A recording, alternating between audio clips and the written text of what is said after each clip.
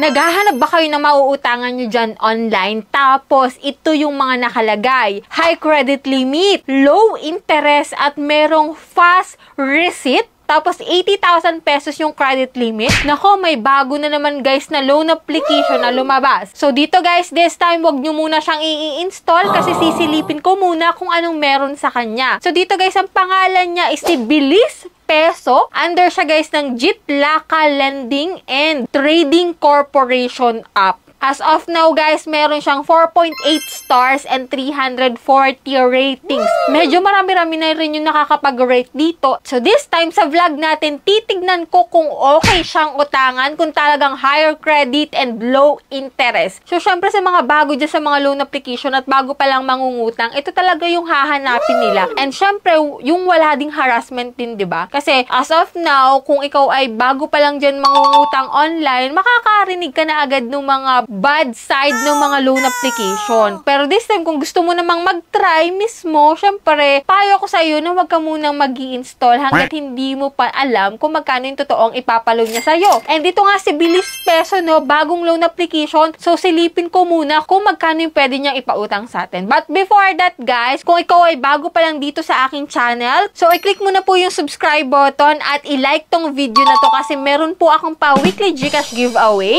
and 5 lucky winners po yung aking pinipili tuwing Monday. And malay mo, isa ka sa maswerte na manalo kaagad. Kaya ano pang inaantay mo dyan, guys? Mag-comment ka na dyan sa baba. And every last Monday of the month po, merong isang mananalo ng aking cellphone giveaway. And for those po sa mga hindi pa dyan nagkiklaim, nako, i-claim nyo na po yung inyong prizes. I-PM nyo na po ako sa aking Gmail account. And para for the go na tayo, guys. And dito nga, guys, balik tayo dito kay Bilis Peso na nagpapalong daw ng 80,000 pesos na may higher credit limit and low interest. So, keep on watching, guys.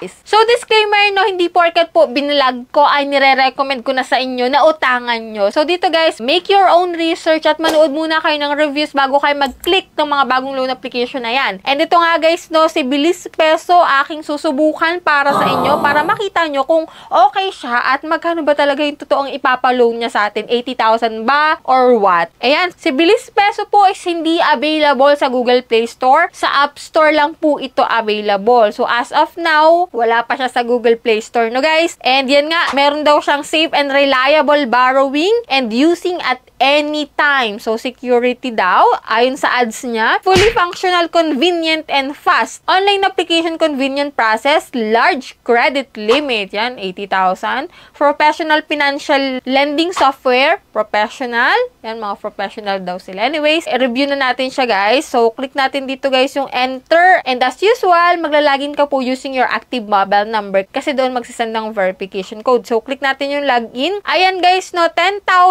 po pala yung pwedeng ipaloan sa atin bilang first timer, hindi po siya 80,000. So, dito guys, meron daw siyang 7 days na repayment period, 0.05%. So, dito pa lang sa una, sinasabi niya na 7 days lang to. If ever na gusto mo to or gusto mo pa ring mag-try, ito yung mga fill upan mo dito. Authentication, which is dito sa ID, ang pwede po is UMID, driving license, passport, TIN, SSS, voter ID, health card, and national ID. Kung wala ka naman yan, pwede naman po itong postal ID, PRCN, Pag-ibig ID. And after nun, guys, after mo mapicturean yung ID mo, dito na tayo sa personal information, job information, yan, pipilapan mo yung mga yan. Hindi na kailangan ng payslip. Dito, guys, sa contact information, ito po yung mga emergency contact, which is 5 po yung kailangan mong ilagay dito kay Bilis Peso. And siguraduhin mo kung sino ilalagay mo kasi maaari po nila yung tawagan or i-text kasi yan yung pinakang reference contact number mo dito, no? So, after nun, guys, dito tayo sa withdrawal method or bank information kung saan mo pwedeng ma-receive or makuha yung ilo-loan mo dito if ever na ma-approve ka. Dito, guys, sa e-wallet, pwede sa GCash, PayMaya, Coins, GrabPay, Shopee, and OmniPay. So, pili ka lang dyan, guys, kung wala kang bank, no? So, dito, guys, GCash po yung ginamit ko and dito sa pinakang last part, hindi po siya 80,000 pesos. Kahit sasabihin na higher credit limit,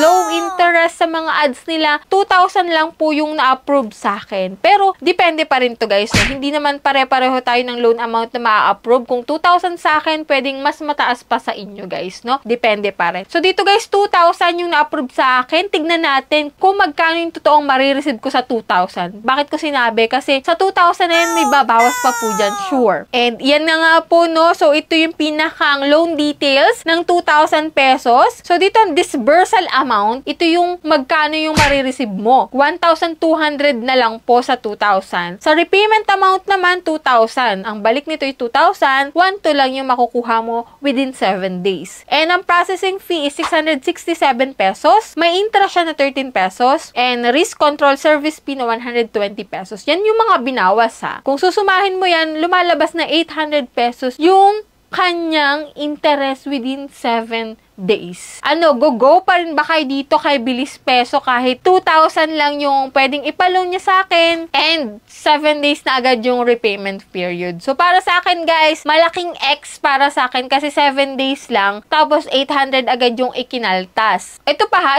yung napansin ko ha, si Bilis Peso po pala ay si Tala Cash. So, na-review ko na to before si Tala Cash. Ngayon, nagpalit na siya ng pangalan which is Bilis Peso. So, ngayon ngo guys, napapansin ko, yung mga bagong naglalabasan ngayon na loan application, parang papalit-palit lang sila ng pangalan. Para nasabi mo na bagong loan application siya. Pero at least, nandito tayo para i-review kung anong meron dun sa app para malaman nyo at para maging aware na kayo. And at the end of this video, kayo pa rin yung magdi-decide kung go kayo dito or hindi. Kasi yan, pinakita ko na sa inyo yung loan details, yung paano pag-utang. Nasa sa inyo na po yung desisyon kung uutang pa rin kayo dito or hindi. So that's it. Sana nagkaroon kayo ng konting idea about dito kay Bilis Peso na dating si Tala Cash. And for those na nakapag-loan na dyan before kay Tala Cash or Bilis Peso, paki-comment po dyan sa comment section kung ano yung experience ninyo at kung magkano yung na-loan ninyo para at least may karagdagang information pa about dito kay Bilis Peso yung mga bago pa lang magta-try nito. Sa mga hindi pa dyan nakasubscribe sa aking YouTube channel, paki-click po yung subscribe button. I-on mo na rin po yung notification bell para updated ka sa mga bago naglalabasan ngayon na loan application. So, bye-bye na muna for now guys. See you on my next vlog.